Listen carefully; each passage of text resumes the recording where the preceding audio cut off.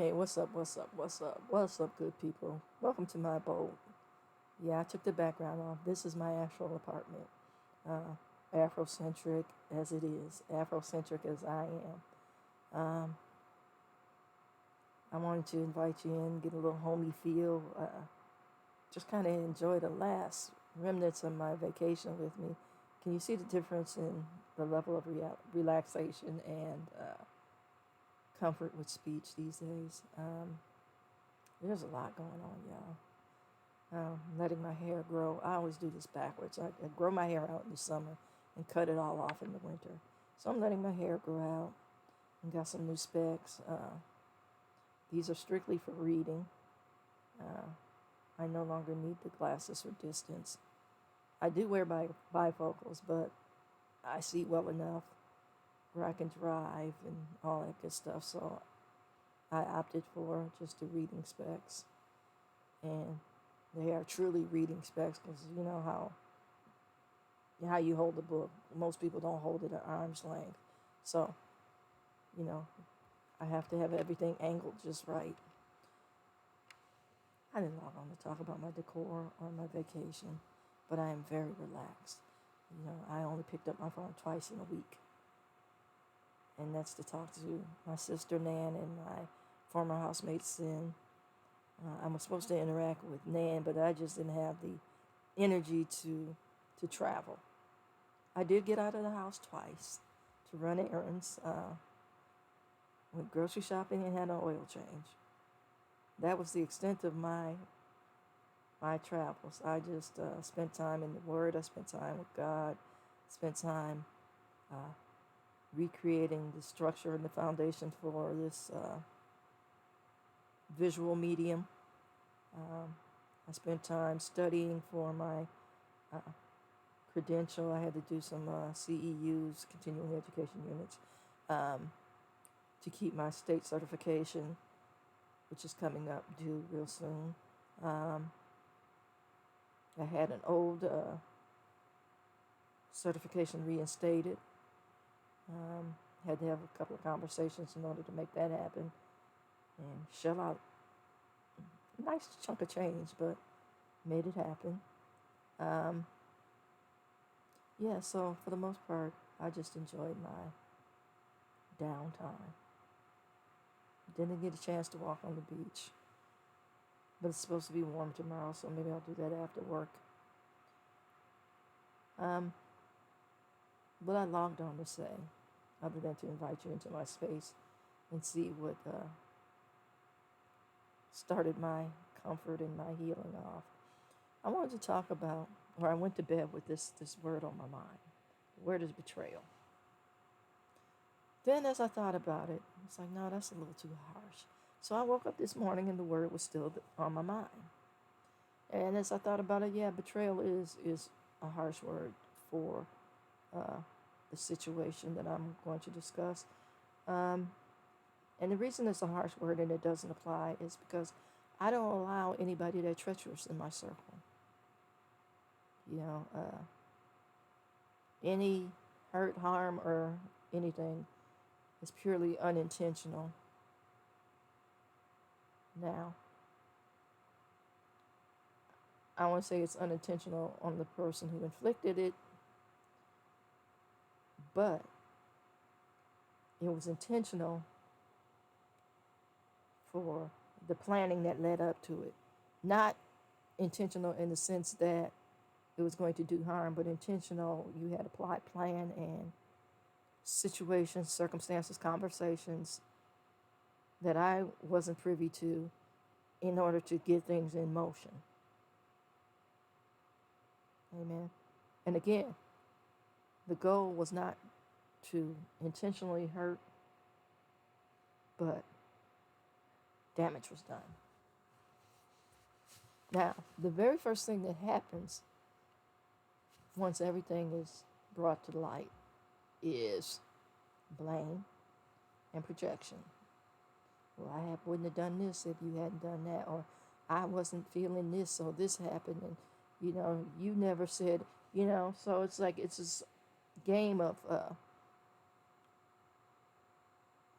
victim versus victimizer, in which category, you know, you want to be in or you don't want to be in. Amen. So this verbal jockeying for position, because everybody wants to be seen in a good light. Then, you know, we go to blame. You know, then, you know, as more and more conversation, if more and more conversation is had, let me put it like that, because most times people don't even want to talk about it. Because if the complete truth be told, you know, it's just like working in steps. It's like step 4. If the complete truth be told, you get to see how corrupt your nature really is.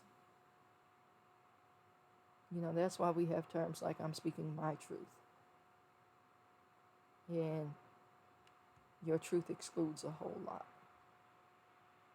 Because again, if the truth be told, the truth, you get to see how corrupt your nature is.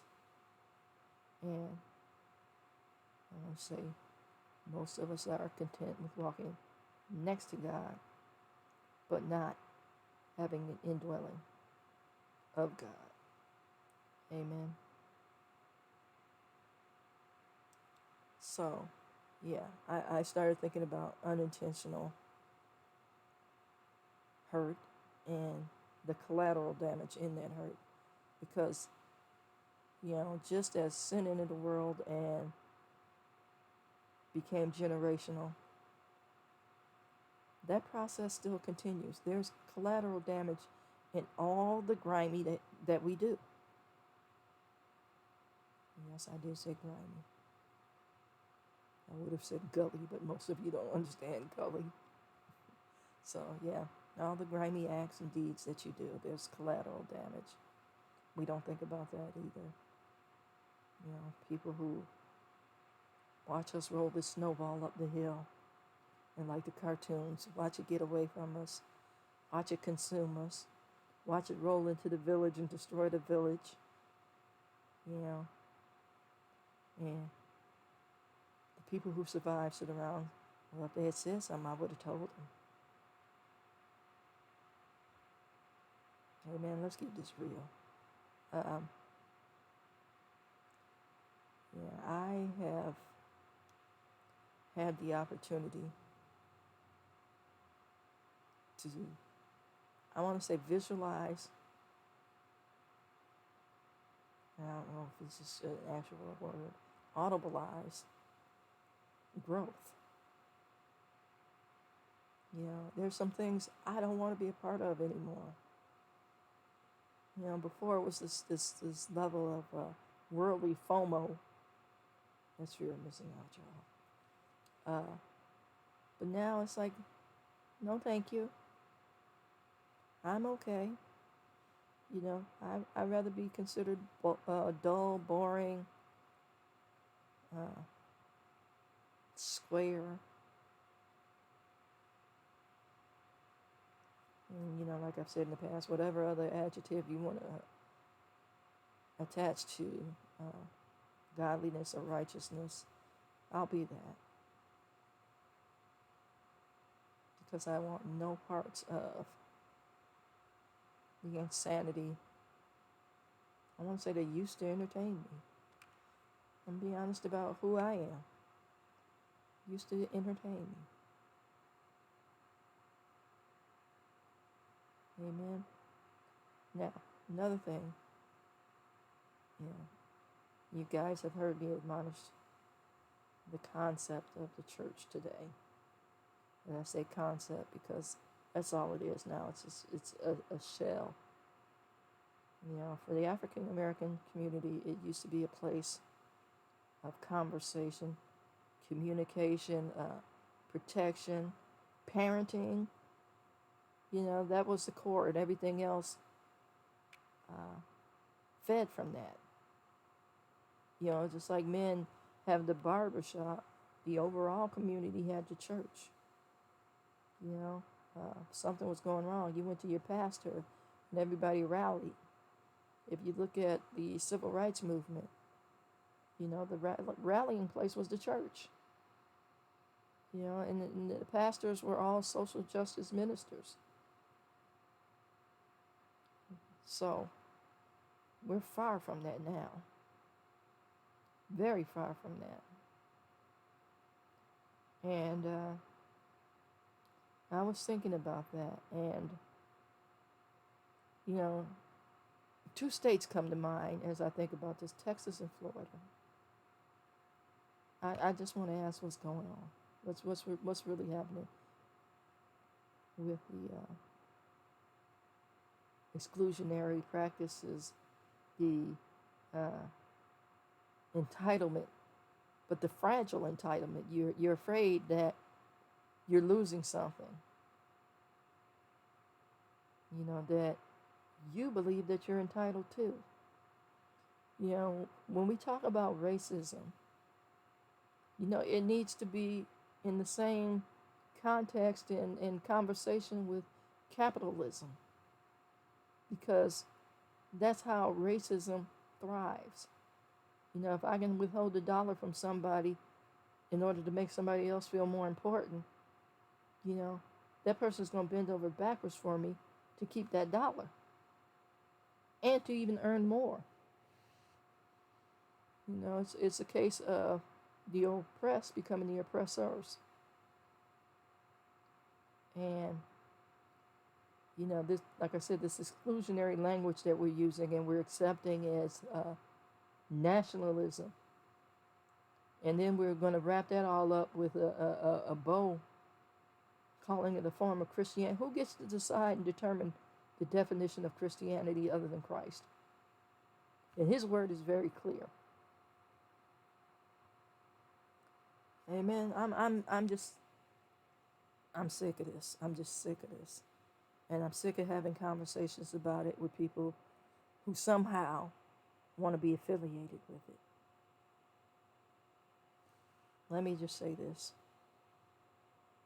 And, you know, I have been very vocal about the LGBTQ community.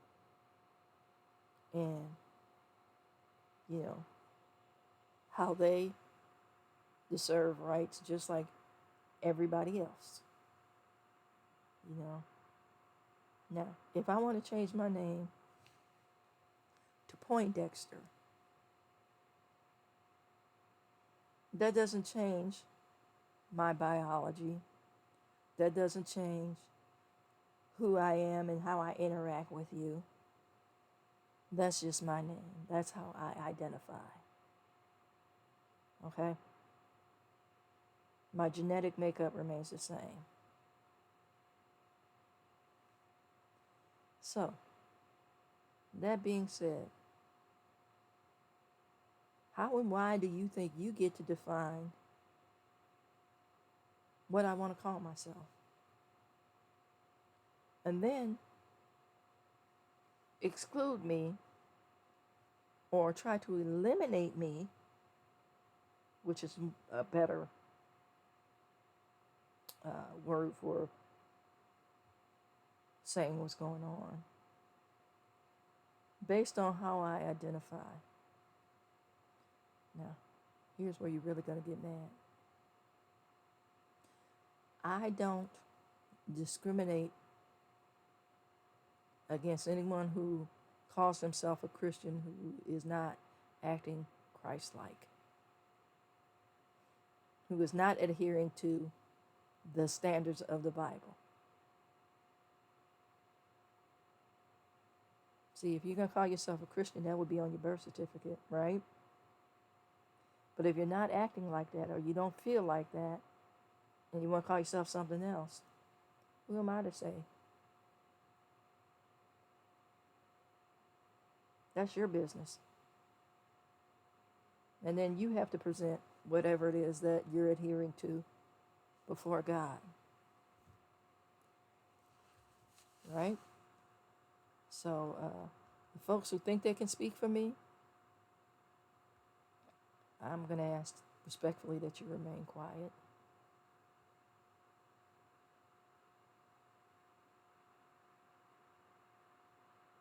It's my relationship, my conversation to have, not yours. And it is my conversation to have about the shortcomings of the church, because I do embrace Christianity.